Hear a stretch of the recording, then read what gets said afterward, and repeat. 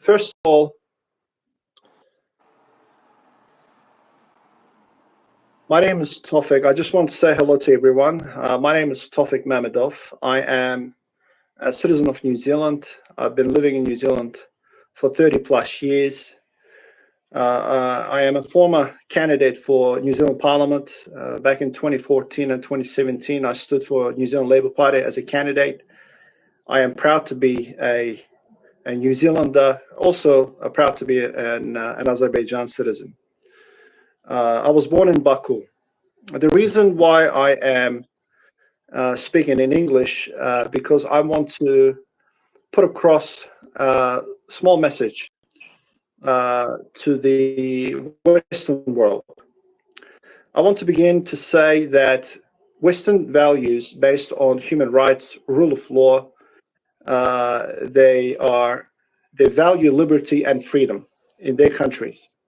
And I want to have the same thing for my birth country, Azerbaijan.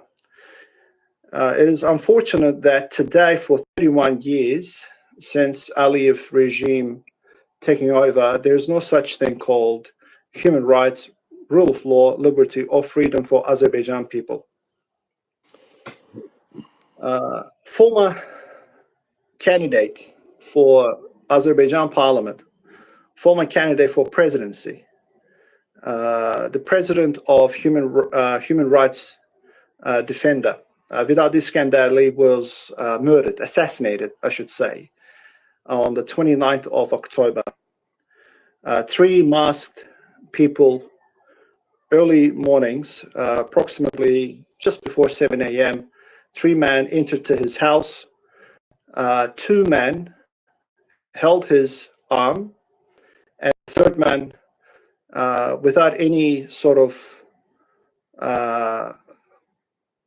without any pause, they start stabbing him. And according to the doctors in France, he received, that we know of, 21 knife injuries. As a result of these knife injuries, he passed away in a hospital in France city, 1st of October. Literally a few days later, Sergei Naryshkin, who is the director of Foreign Intelligence Services of Russia, arrived Azerbaijan, in my personal view, to congratulate Ilham Aliyev for this assassination. Soon after, maybe a couple of days later, he left Azerbaijan. He did not give any press statements in the country, but he did give a press statement in Russia. And he stated that Naryshkin,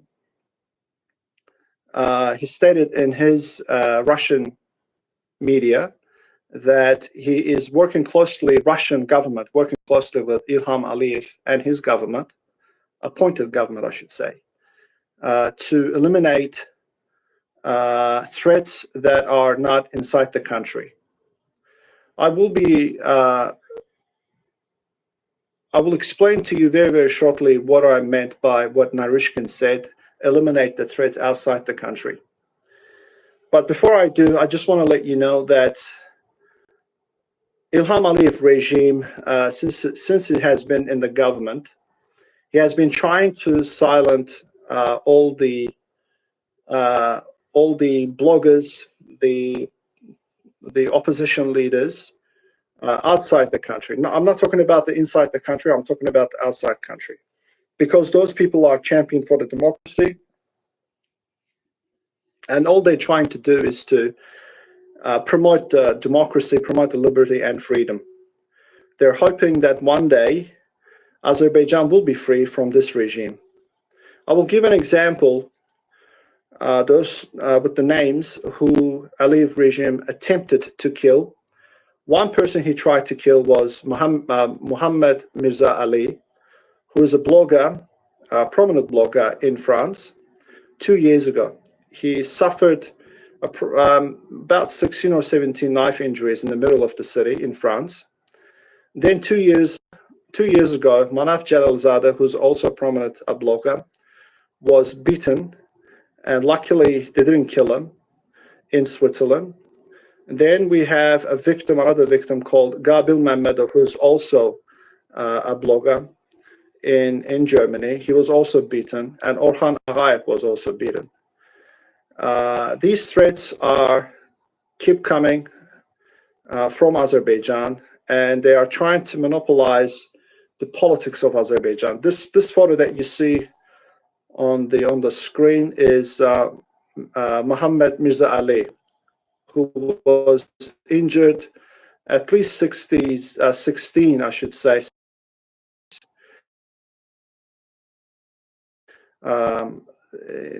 So this is the type of the people. This is the type of the regime that we're dealing with. We are dealing today. Ilham Aliyev. I always say Ilham Aliyev is not elected president, nor his government. He is appointed president. He appointed himself as a president with the fake elections. And as you can see, this gentleman that's Elshad Mamedov sitting next to him, Elshad Mamedov. His name is Manaf Jalzadeh. As you can see, the man I said just a second ago, 2 years ago, he suffered a beating in the middle of the Switzerland.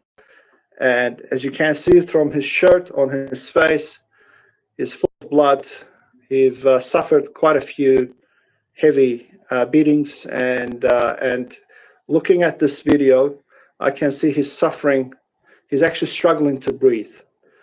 So this is the type of the regime that Azerbaijan people are today in the 21st century are faced with.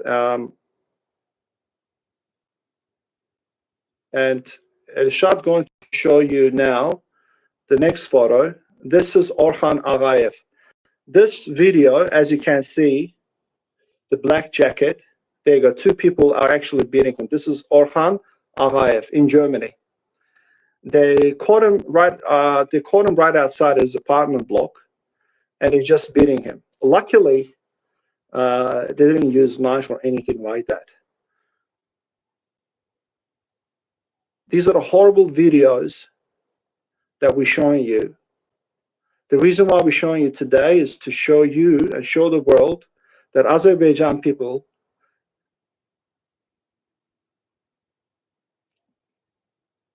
Elshad, göster. Varsa göster. Mən indi Vidalinin şəklini göstərəcəm, rəhmətliyin. O haqda da bilirsən.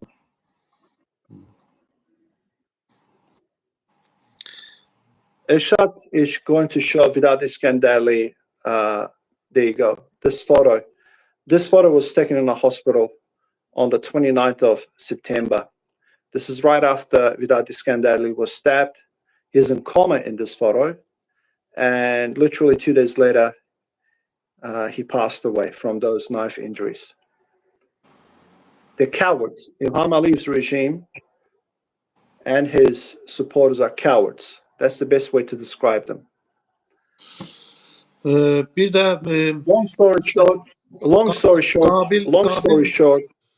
Qabil Məmmədovu da 2 dəfə döyüblər. Yəni onun videosu şəkili yoxdur. There's a blogger called Gabil Mamedov, who's also a prominent blogger. He was injured in Germany. They also beat him up.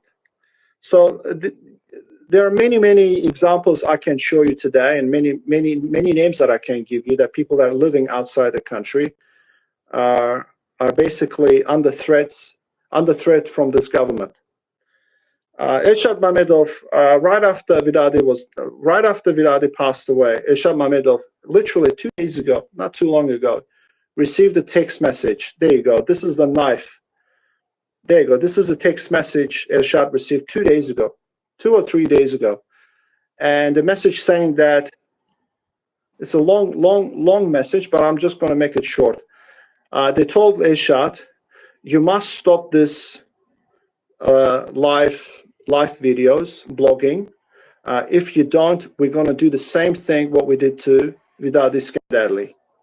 Now, on the bottom of the message, they stated, you must stop these live videos. Not only that, you have to step away from political campaign that you currently have.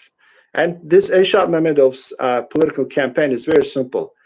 He is actually championing. He's actually promoting democracy, promoting the liberty and freedom, and right to speak, and the right to speak. My apologies. Maybe I'm a little bit struggling with to express these things because it's actually 4 o'clock in the morning in our country, in New Zealand. So I've been awake since 6 a.m. Apologies if I'm speaking slow and sometimes struggling to make sense out of all these things. Long story short, our request from the Western world, from the Western society, you must help Azerbaijan people to bring democracy in our country, in Azerbaijan. Because if you're not going to help us, unfortunately, these type of things will carry on. Innocent people will die. And not only that, eventually, this type of regime will come and will come to your country and will corrupt your politicians, and basically it will corrupt your democracy. So I'm asking you, as a free democratic person, as a former candidate, please help Azerbaijan people to stop this regime. We are highly recommending to punish Aliyev regime and basically pressure him to release all the political prisoners in Azerbaijan. One of them, which is Tofik Yagubli, who's a hero of Azerbaijan. He's been jailed, I believe, 4 times already. There's a guy called Reza Safaroy. He's been in jail for 10 months because of his political views and beliefs. And Maksud Mahmudov, who is also a champion for democracy. He's been jailed for 17 years. So, and we have journalists. We have over 10 journalists at the moment in Azerbaijan prisons just because they were trying to notify their citizens what the Aliyev regime is. This is Tofik Yagubli. Maybe about 2-3 years ago, he was beaten by the Azerbaijan police. And as you can see from his eyes, he was unable to see for at least a week. He couldn't see. And we spoke to Tofik Yagubli, and I can tell you that for 10 days, he said, if I put my hand in front of my face, I was unable to see my own hand. This is how bad it was. And the police commented that Tofik Yagubli beat himself up. They took him to the nearest police station, and Tofik Yagubli apparently, for no reason, he started beating himself up in the police station. Basically, this regime is a joke. I'm asking you, please, take these into consideration and do something about this. Because without your help, Azerbaijan will not move forward. Azerbaijan will not become a democratic country. Please, help us. If you have to bring sanctions against the Aliyev and Aliyev regime, go ahead and do that. Not against Azerbaijan, but against individuals in Azerbaijan. The members of the parliament, you need to bring sanctions. You need to bring sanctions against Ilham Aliyev, his wife, Mehriban Aliyeva, and the people that near to him.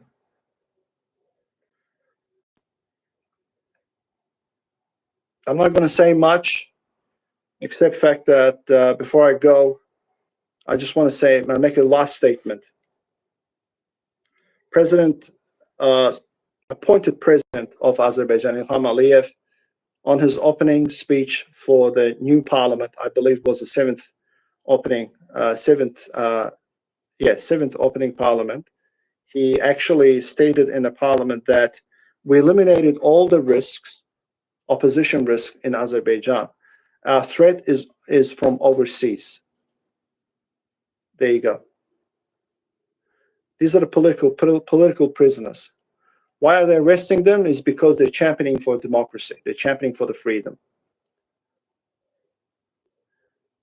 It is beyond control at the moment. İlqar Hacıyevin də milyardlarını əlindən alıb ona qarşı haqsızlıq olub, elə onu da bir zəhmət bildirərdin. Right after Dictator Aliyev was stabbed, I believe a day or 2 days later, I came out and I made a speech, public speech, live on this channel, Mahara TV. I mentioned in that speech for the business people not to invest in Azerbaijan, because if they do invest, they will lose their money. One of the person who lost their money, not just money, he lost $5 billion.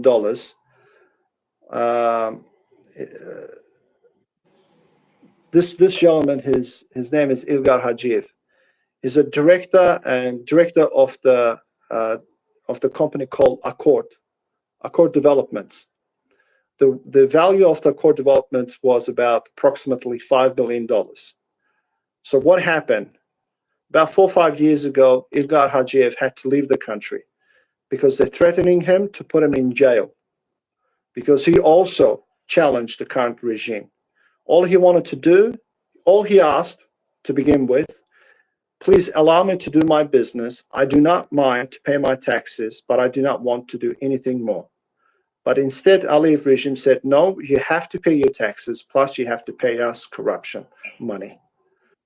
And there was a moment where Ilgar Hacıyev was paying millions of dollars to Ilham Aliyev, cash, American dollars. Right now, Ilgar Hacıyev lives in America, in the United States. Thank God he's alive. And thank God he is still fighting for democracy in Azerbaijan. He lost his money, he lost his company. And we are asking you, please. Həmin canlı yayımda sən də var idin. Yəni o efirdə bir yerdə olmuşuq hamımız. Vidad İskəndərli ilə. So please take these stuff that I've just mentioned into consideration. These are real people with the real problems. 10 million people at the moment, literally, they're in jail in their country. Coronavirus ended about 3 years ago.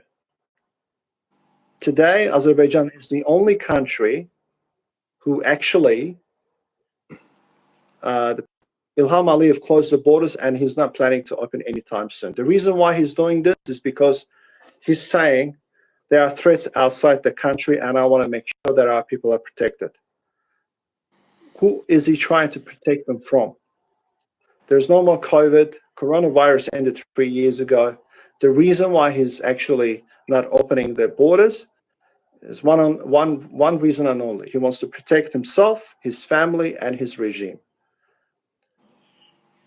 Please help Azerbaijan people, bring sanctions against this regime, and please demand freedom from Azerbaijan government. Sadly, there is no government in Azerbaijan. There's only mafia-structured, organized mafia-structured people, individuals who's running the country. Ilham Aliyev is on top of that.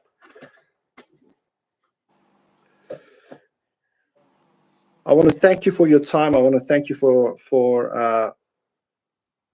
listening, and I hope that soon, before COP29, you will take some sort of a small actions against this regime, and more after that, more after COP29. So thank you, and I just want to let you know that we are still fighting for democracy, and we're going to continue to fight for democracy in Azerbaijan. Thank you.